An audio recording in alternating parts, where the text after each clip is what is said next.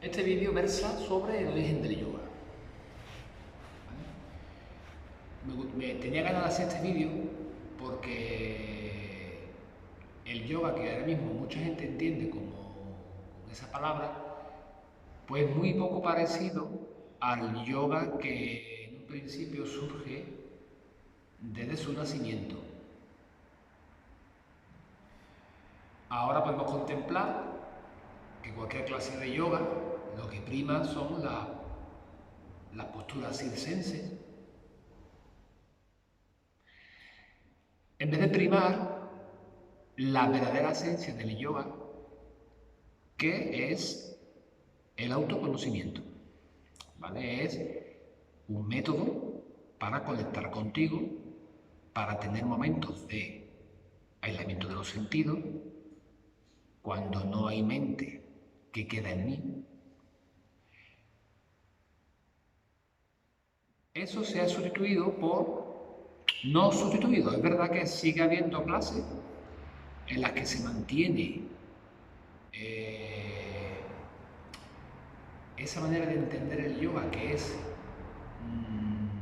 gran parte meditativa, predominante antes que los asanas,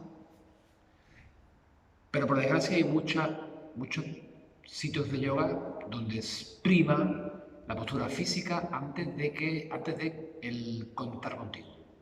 Entonces yo quería explicar el origen del yoga, que nos va a llevar hasta nuestros días, y para que todo el mundo pueda entender qué es realmente lo que tenemos en las manos cuando hablamos de yoga. Me he traído una chuleta para no perderme porque hay datos que no quiero dar incorrectos. Habría que irse al 2000 a.C., ¿vale? Para centrar en el Valle del Indo, en la India, para centrar el origen del yoga. Y esto llega a través de unos textos que se llaman textos Vedas, que en sánscrito podría significar textos verdaderos. Son 4 textos de gran volumen en el que se habla, bueno, están escritos por filósofos de la época, no filósofos, sí más bien visionarios de la época, gente muy culta, que ya practicaban una manera de conectar consigo mismo, de intentar ser uno con el cosmos, de que no somos una dualidad, yo por un lado y los demás por otro, ¿vale? Esa cosmovisión de que todos somos del planeta, todos somos de la misma raíz, por lo tanto todos somos iguales y somos uno, no hay una dualidad. Ya eso empieza a hablarse en esos textos Vedas, en el 2000 a.C. Hubo unas excavaciones en las que por esa época, se encuentran unas piezas de arcilla por aquel terreno, en las que ya se veían esas piezas de arcilla personas en postura yógica. Seguramente el yoga date de un poquito más atrás, porque esas piezas de arcilla datan de más atrás. Pero los textos Vedas te sitúan en esa época, ¿no? En el 2000 a.C. Y esos textos son 4 y fueron de gran calibre en la sociedad hindú porque basa toda su manera de vivir en esos textos. 2000 a.C. En el 800 a.C., ¿vale? Han pasado unos pocos de siglos, en el 800 a.C., en las Upanishads, que son lo último de los Vedas, ahí ya se habla, en esos textos, ya se habla del desarrollo de la persona que practica yoga. Ya se menciona la palabra yoga como tal y la palabra yogi, persona que practica yoga. Esos son en las Upanishads, que son los últimos tramos de los textos Vedas, que son del 2000 a.C. Vale. Aparece en el 500 a.C., ¿vale? Siglo IV a.C., un príncipe muy protegido por su padre, que no lo deja salir de su palacio porque teme que se encuentre con la realidad de la vida fuera de las comodidades del palacio. Este príncipe un día se escapa y descubre que todo no es rosa, que hay gente que sufre, gente que muere, y se queda impactado con la vida real que encuentra fuera del palacio y entiende que la vida no es ni como a él se la han pintado, ni como es la que se ha encontrado fuera. La vida debe de ser de otra manera. Este príncipe que practicaba yoga en el palacio, te hablo del 500 a.C., pues empieza a meditar profundamente, muy profundamente, buscando una explicación a por qué. Hay gente que vive como él y gente que vive de la otra manera, en la vida real, y este hombre, este príncipe, llega a un estado meditativo tal que entiende que la forma de vivir debe de ser otra. Y es más, que la forma de vivir debe de ir orientada en este camino. Ese hombre se llamaba Siddhartha Gautama, que luego fue considerado con el nombre conocido con el nombre de Buda. Buda significa hombre o persona iluminada.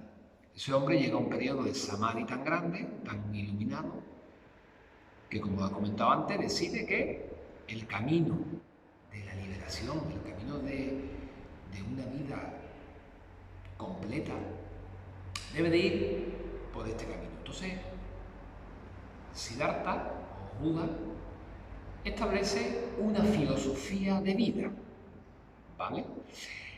Y es lo que los budistas siguieron.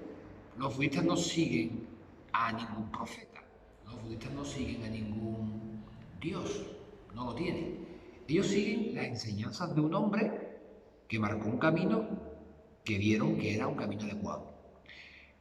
Podemos definir el budismo como una filosofía que se practica, es una forma de vivir, ¿vale?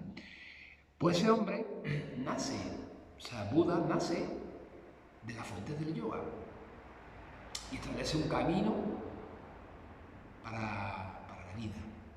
El yoga sigue el suyo.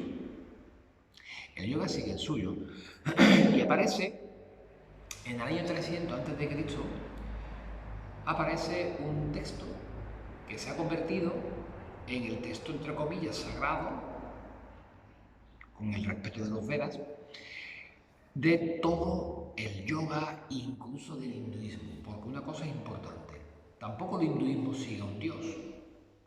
El hinduismo es como la antigua Roma, la antigua Grecia, tiene muchos dioses, cada uno el dios del viento, el dios de los obstáculos, el dios del sol, pero no siguen a un dios, tampoco tienen un profeta al que seguir. El hinduismo es otra filosofía de vida, ¿vale? Y en este libro muy básico y muy importante para el hinduismo, se llama el Bhagavad Gita. Aquí se asienta de verdad las bases del yoga. Aquí ocurre lo siguiente. Hay, en medio de una batalla, la batalla de Kurukshetra, en la que se enfrentan dos familias por el trono. A una le pertenece el trono de verdad y a la otra no. Pero la que no le corresponde el trono, lo quiere. Y hay un enfrentamiento. En medio de la batalla, uno de los príncipes del lado bueno, vamos a llamarlo, tiene dudas, no quiere enfrentar a su familia. Pero el enfrentamiento es inevitable. Ahí aparece Krishna, que le instruye sobre la vida. Y pone el ejemplo del campo de batalla de Kurukshetra como la vida nuestra. Una batalla completa, una batalla constante, y cómo tú debes actuar en esta batalla de tu vida. No vamos a profundizar, no quiero profundizar en el Bhagavad Gita, otro día haré un vídeo sobre eso, pero que quede constancia que el Bhagavad Gita ya establece el yoga como un camino de autorrealización, de autoconocimiento, muy paralelo al camino del Buda. ¿Vale? Van paralelo. Año 300. En ese Bhagavad Gita, y si quiero que no se me olvide, ya se establecen que hay 4 sendas del yoga. Y esto sí que es importante entender. El yoga está aquí arriba. Y para llegar aquí arriba, para llegar al estado máximo de entendimiento del yoga, de plenitud, en mi estado de conciencia, para llegar a eso hay 4 sendas. Lo suyo es que cada practicante recorra esas 4 sendas, pero yo puedo elegir qué camino voy a coger para llegar aquí arriba donde está el yoga. Y esas 4 sendas son las siguientes. Bhakti Yoga es el camino de la devoción. Tú, a través de la devoción por algo, yo pongo el ejemplo siempre de la cristiandad. A través de las imágenes de Semana Santa, tú llegas a conectar con Dios. Es el camino de la devoción. Puede que sea el Bhakti Yoga el camino más usado en el mundo. Los celtas tenían sus devociones, los romanos la suya, los griegos, los hindúes también. Entonces, a través de la devoción, yo conecto y llego arriba, llego al yoga, llego a una forma de vivir, una forma de entender la vida, una forma de conocerte. Eso es el Bhakti Yoga, el yoga de la devoción. Luego está el Jnana Yoga, que es el yoga del conocimiento. Tú llegas a un estado de plenitud a través de los estudios, a través del estudio de los textos antiguos, de las fuentes de todo esto. ¿Vale? No es algo devocional, es algo simplemente de conocimiento. ¿Vale? Jnana Yoga es el camino del conocimiento. Luego está el Karma Yoga. Este, personalmente, es el que yo más practico. El Karma Yoga es el camino que te lleva arriba, pero a través de la acción. Es decir, yo hago lo que tengo que hacer, mi trabajo, mi familia, mis obligaciones, de la mejor manera posible. Las cosas se hacen bien, sin esperar nada a cambio, sin ningún apego al resultado. Si el resultado, no el resultado va a llegar y va a llegar bien porque yo hago las cosas bien. Es sin esperar una recompensa, sin esperar que nadie me diga que bien lo hace, sin esperar nada a cambio, ¿me entiendes? Yo hago las cosas bien. Mi obligación, que es esta, pues yo eso lo hago bien, de la mejor manera posible, las cosas se hacen bien. Si estoy cortando tomate para una ensalada, yo corto tomate para la ensalada. Y estoy ahí. Toda mi atención está puesta en el tomate que estoy cortando. Lo hago bien, estoy concentrado en ese corte del tomate. Eso es Karma Yoga. Hago las cosas bien. En mi trabajo hago las cosas bien, sin esperar nada a cambio. Si alguien me dice algo, a mí me va de igual el resultado. Si es bien, bien, si es mal, mal, me da igual. Yo hago las cosas bien. El Karma Yoga es el yoga de la acción. La acción desinteresada. Las cosas hechas bien porque se hacen bien. Si tú pones en práctica esto, seguramente te sentirás muy realizado, te sentirás muy conectado con lo que estás haciendo y estás en el presente, en el aquí y ahora. Y luego está el Raya Yoga, que es el yoga de la meditación y de la concentración. Y este Raya Yoga es el yoga que más ha llegado a nuestros días. ¿Por qué? Por lo siguiente, porque en el siglo III a.C., año 200, un poquito después de Alejandro Magno, aparece un sabio, Patanjali, que coge toda la información que hay,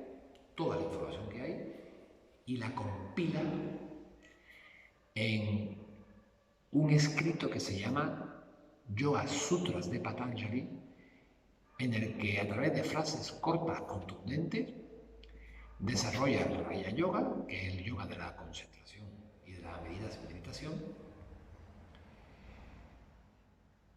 Y son 200 sutras, 200 frases, en el que lo recoge todo. Y fue a partir de ahí, de 200 a.C., cuando ya de verdad esto coge un cariz importante. Patanjali establece, aprovechando el Raya Yoga, que es el yoga de la meditación y la concentración, que los otros yogas, el Karma, el Bhakti y el Jnana Yoga, no lo contemplan, el Raya Yoga, aparte de concentrarse y meditar en postura yógica, establece 8 pasos para alcanzar la plenitud, Samadhi. Lo puedes encontrar por ahí como el Ashtanga Yoga de Patanjali. Ashtanga es 8, ¿vale? Los 8 pasos de Patanjali. Las 8 ramas del yoga, que es como se ha denominado a estos 8 pasos de desarrollo de Patanjali, son lo siguiente. Sus nombres son así: yamas, niyamas, asanas, pranayama, pratyahara, dharana, dhyana y samadhi. 8 pasos. El practicante de yoga tiene que desarrollar este camino completamente para llegar a la plenitud. Y lo explico brevemente. Los yamas son 5 restricciones, son 5 cosas que tú no debes hacer en tu vida. Los yamas, y son: no mentir, no robar, no gastar energía innecesaria, ni tuya ni de los demás, no violencia, ¿vale? Y no abarcar, ¿vale? No abarcar. Luego están los niyamas, que son las 5 cosas que tú debes de aportar en tu vida, que es estar contento, ser puro, saber perdonar, dedicar tiempo al autoestudio y tener disciplina. Niyamas. Asanas es la práctica de posturas corporales, que es lo que se ha desarrollado más en Occidente y es lo que la gente entiende como yoga, las posturas. Hay que hacer asanas, claro que sí, para equilibrar tu prana. Tu prana, que es la energía ascendente, y el apana, que es la energía que desciende, debe estar en equilibrio. Si yo tengo un equilibrio de mi estado energético, puedo llegar más fácil a las meditaciones. Y eso se consigue gracias a los asanas. Hay que hacer asanas, pero asanas no es yoga solamente, ¿vale? Asanas, la postura, perdón. Pranayamas, técnicas de respiración, importante para calmar la mente y bajar las pulsaciones. Ayuda a la concentración y a la meditación posterior. Pranayamas, técnicas de respiración. Pratyahara es cuando yo, después de hacer una práctica de pranayama, con los años consigo aislar mis sentidos. Es decir, que todos mis sentidos, los 5 sentidos, vayan para adentro. Y mi mente ya no juega conmigo, porque mi mente se alimenta de lo que hay fuera. Si yo quito mis sentidos, ¿qué hay de mi mente?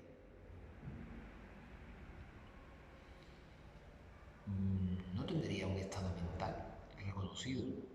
Si no tengo sentidos, ¿mi mente qué es? ¿Vale? Pues con el pratyahara se intenta que los sentidos no estén y me quedo con lo que de verdad soy, con lo que ya soy. ¿Vale? Luego tenemos la dharana, que es cuando yo medito concentrado en algún objeto, una vela, por ejemplo, y estoy concentrado y tengo el enfoque en algún objeto. Eso es dharana. Luego llegará dhyana, que dhyana es la meditación en sí. Cuando ya uno medita, ya no hay mente, ya conecto con lo que ya soy. Y a través de ese camino me ilumino, llego al samadhi, llego a momentos de no mente, conecto con lo que hay detrás de mi mente, con mi conciencia siempre plena. Esos son los 8 caminos de Patanjali y ese es el Raya Yoga. A partir de ahí, pues todo se ha desarrollado en base a lo que Patanjali escribió, lo que Patanjali sintetizó, y una frase de Patanjali que dice mucho de lo que realmente es el yoga, ha quedado para la historia. Patanjali dijo que el yoga es el aquietamiento de las perturbaciones mentales. Y eso es el yoga. Y esto es la historia del yoga. Luego hubo